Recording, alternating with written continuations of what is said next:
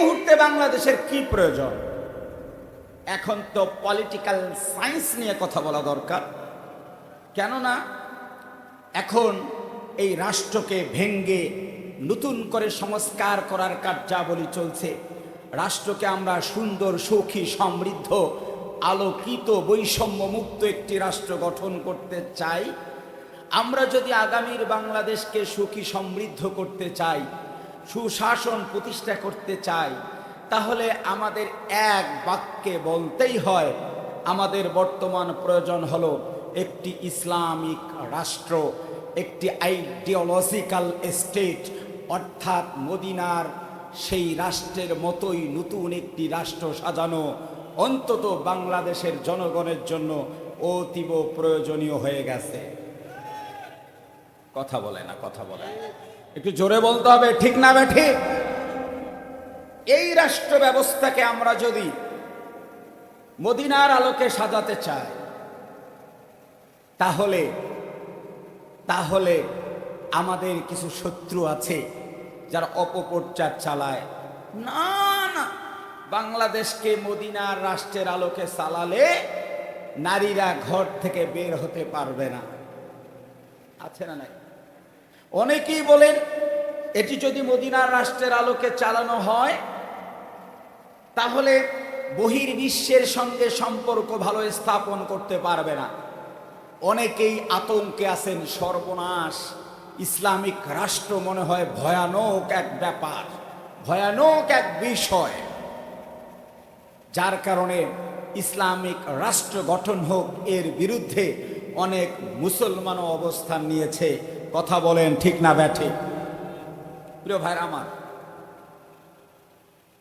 Islamic রাষ্ট্র গঠন করলে কেমন রাষ্ট্র হবে, সেই রাষ্ট্রের রূপরেখাটা কি? যেই রাষ্ট্র নিয়ে অপপ্রচার চালানো হচ্ছে, স্বার্থান্বেষী মহল চান না এই দেশটি ইসলামিক দেশ হোক। আমি আজ সেই গোটা জাতির উদ্দেশ্যে একটি ছোট্ট সাবজেক্টে কথা বলার ইচ্ছা পোষণ করেছি। তা হলো ইসলামিক রাষ্ট্রের রূপরেখা কি, একটি ইসলামিক রাষ্ট্র কেমন হয়, চেহারাটা কেমন, সেটি কি ভয়ানক নাকি বসবাসের জন্য উপযুক্ত, এর একটা ধরন, এর একটা চিত্র আওয়াজ দিয়ে বলুন, আমাদের জানার দরকার আছে না নাই? আপনাকে শুনবেন শুনবেন শুনবেন ইসলামিক রাষ্ট্রের রূপরেখা শুনবেন শুনবেন। আপনারা বলেন, ইসলামিক রাষ্ট্র নিয়ে অনেকের মধ্যে ভয় আছে না? ভয় আছে না ভাইরা আমার? ইসলামিক রাষ্ট্র কেমন হবে, এর ফান্ডামেন্টাল কোয়ালিটি, ফান্ডামেন্টাল রুলসগুলো কি হবে, এর ওপর যদি আমি কথা বলি তাহলে প্রথমেই আমাকে বলতে হবে একটি ইসলামিক রাষ্ট্রের প্রথম এবং প্রধানতম শর্ত হলো সার্বভৌমত্বের মালিক। চিৎকার দিয়ে বলুন কে? আরো জোরে বলুন কে? জোরে বলুন না কে? আল্লাহ রাব্বুল আলামিন বলেন, তাবারাকাল্লাযী বিয়াদিহিল মুলকু ওয়া হুয়া আলা কুল্লি শাইইন কাদির।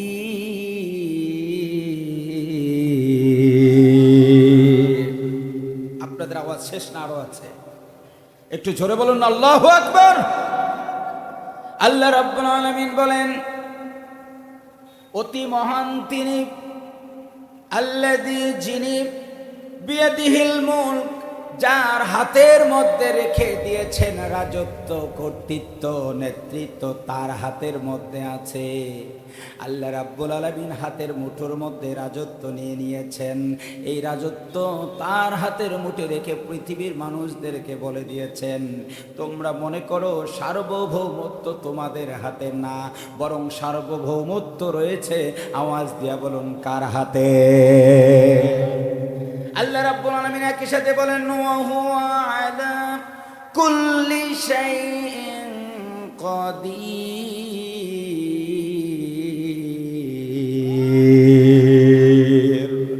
আল্লাহ রাব্বুল আলামিন বলেন, তিনি আলা, উপরে, কুল্লু শাই, সব কিছু, গোটা পৃথিবীতে যত পাওয়ারফুল, যত বড়, যত শক্তিশালী ক্রিয়েটেড মাখলুক আছে না কেন, আল্লাহ রাব্বুল আলামিন বলেন সব কিছুর উপর হলো তার ক্ষমতা।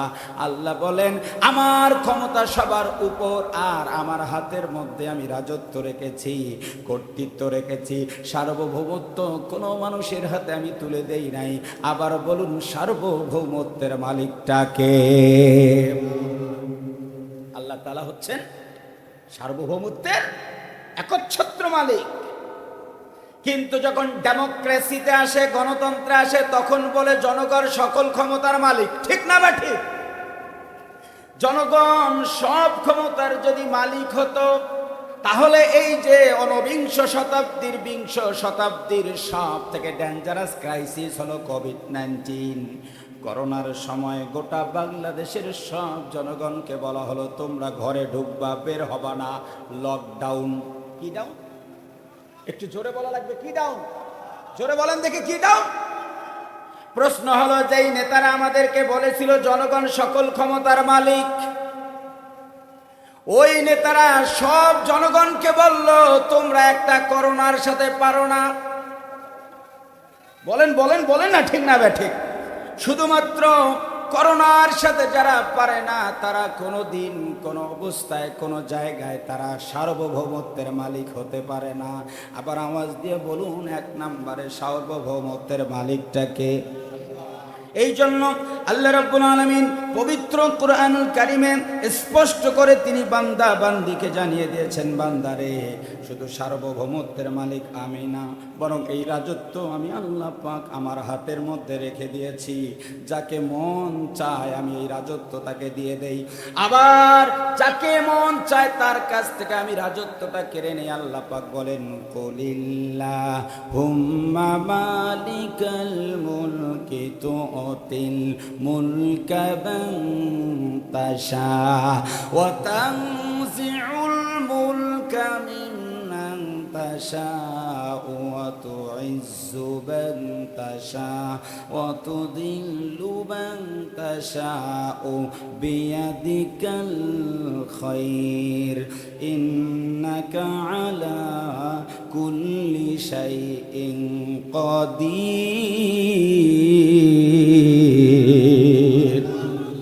আল্লাহ আমাদের নবীকে বলেছেন, কুল, আপনি বলুন, আল্লাহুম্মা, হে আমার আল্লাহ, মালিকাল মুলক। আবার বলেন রাজত্বের মালিক কে? হলো না? জোরে বলেন কে? আল্লাহ বলেন এই রাজত্বের মালিক আমি আল্লাহ পাক, আমি রব্বুল আলামিন। যাকে মন চায় তাকে রাজত্ব দিয়ে দেই, আবার যার কাছ থেকে মন চায় আমি রাজত্বটা কেড়ে নেই।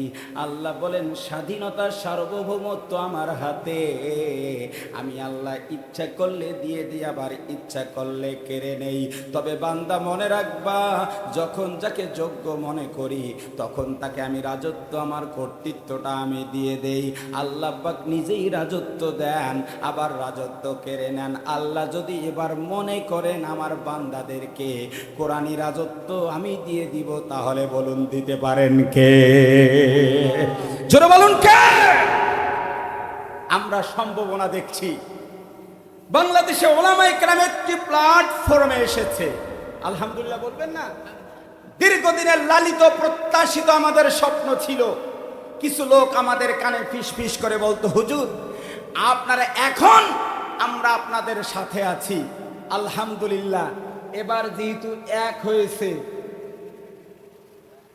এক হয় নাই, এক হয় নাই, আরো পিছনে দেখার সময় আছে। আপনি নিশ্চিত থাকেন, ইনশাআল্লাহ এবার কোরআনী বিপ্লব ঠেকানোর ক্ষমতা কারো নাই। বলে না, ঠিক না বেঠি?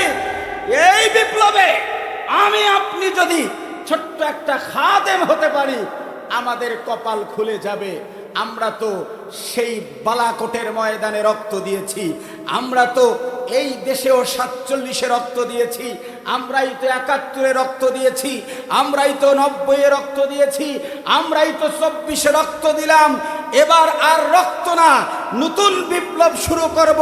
প্রয়োজনে আগামীর বাংলাদেশে কোরআনী আইন প্রতিষ্ঠার জন্য নিজের জীবনগুলো কবিতুরের মতো রাজপথে দিতে কারা কারা রাজি মুসলমান? তো হাত তুলে আমাকে দেখা।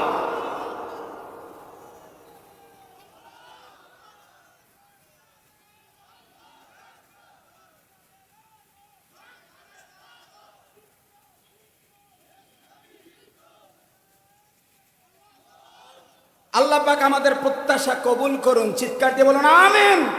তাহলে একটি ইসলামিক স্টেট, আইডিওলজিক্যাল স্টেট যদি আমরা গঠন করতে চাই, তাহলে এক নম্বরে বিয়াদিহিল মুলক, সার্বভৌমত্বের মালিক আল্লাহ পাক, এই বিশ্বাসের ওপর রাষ্ট্রটা গঠিত হবে।